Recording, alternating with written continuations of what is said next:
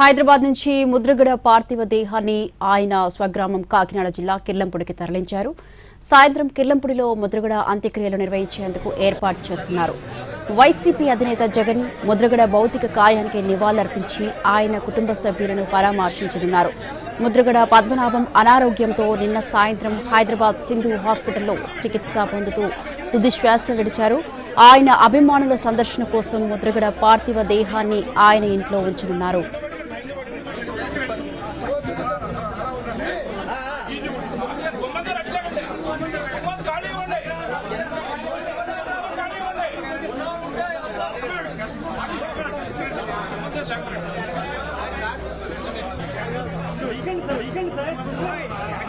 హైదరాబాద్ నుంచి ముద్రగడ పార్థివ దేహాన్ని ఆయన స్వగ్రామం కాకినాడ జిల్లా కిర్లంపూడికి తరలించారు.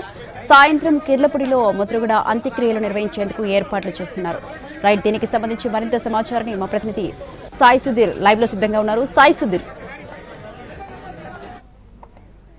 ముద్రగడ పార్థివ దేహాన్ని కిర్లంపూడిలోని ఆయన నివాసం కాసేపటి క్రితమే చేరుకుంది. హైదరాబాద్ నుంచి హైదరాబాద్ ప్రైవేట్ హాస్పిటల్లో చికిత్స పొందుతూ ఆయన నిన్న సాయంత్రం మృతి చెందారు. అక్కడి నుంచి దాదాపు 30 నిమిషాల క్రితమే ఆయన పార్థివ దేహాన్ని నివాసానికి తీసుకొచ్చారు.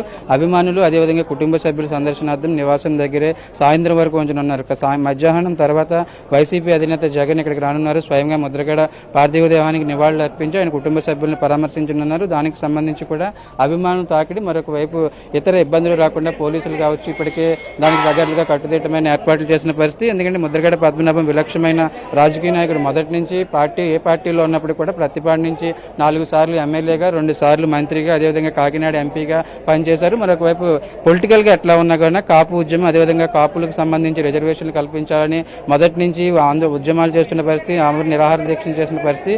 తునిలో కాపులకు సంబంధించి కాపులకు రిజర్వేషన్లు కల్పించాలని కమ్యూనిటీతో ఒక సమావేశం ఏర్పాటు చేయడం, దానికి ఆ తర్వాత కాపు ఉద్యమానికి ముద్రగడకు సంబంధించి ముద్రగడ ఆ కాపు ఉద్యమాన్ని లేవనెత్తిన తర్వాతనే దానికి సంబంధించి అంత హైప్ వచ్చిందని కూడా అందరూ చర్చించుకుంటే విషయం. దీనికి సంబంధించి కూడా ముద్రగడ పార్థివ దేహానికి సంబంధించి సాయంత్రం ఇంటి ఆవరణలోనే దీనికి అంత్యక్రియలు నిర్వహించాలని కుటుంబ సభ్యులు నిర్ణయం తీసుకున్నారు. ఈ ఇంటి ఆవరణలోనే కిర్లంపూడిలోని ముద్రగడ నివాసానికి సంబంధించి ఇంటి ఆవరణలోనే అంత్యక్రియలు, దానికి సంబంధించి ప్రాసెస్ సాయంత్రం తర్వాత జరగనుంది. మరొక వైపు ఎవరైతే బారికేడ్లు ఏర్పాటు చేసిన పరిస్థితి, ఎందుకంటే చుట్టుపక్కల ఒక్క జిల్లాకి కాకుండా ఇతర జిల్లాల నుంచి కూడా ప్రముఖులు, మరొక వైపు పార్టీ నేతలు, దీనికి సంబంధించి ఆయన అభిమానులు మొదటి నుంచి ఉద్యమంలో కావచ్చు, అదేవిధంగా పొలిటికల్గా ఆయనతో నడిచిన అభిమానులకు సంబంధించి సందర్శనార్థం ఇక్కడ ఏర్పాట్లు చేసిన పరిస్థితి. దానికి అనుగుణంగానే ముద్రగడకు సంబంధించి ఇప్పుడు 78లో తొలిసారి ఎమ్మెల్యేగా అయినప్పటి నుంచి కూడా ఇప్పటి వరకు కూడా ఆయన పొలిటికల్గా యాక్టివ్గా ఉండడం, మరొక వైపు ఏ పార్టీలో ఉన్నప్పటికీ కూడా కమ్యూనిటీకి సంబంధించి ఎక్కువగా సత్సంబంధాలు కలిగి ఉండడం, దానికి అనుగుణంగా ఆయన ఫాలోవర్స్ ఉంటూ ఉంటారు, అదేవిధంగా అభిమానులు ఉంటారు.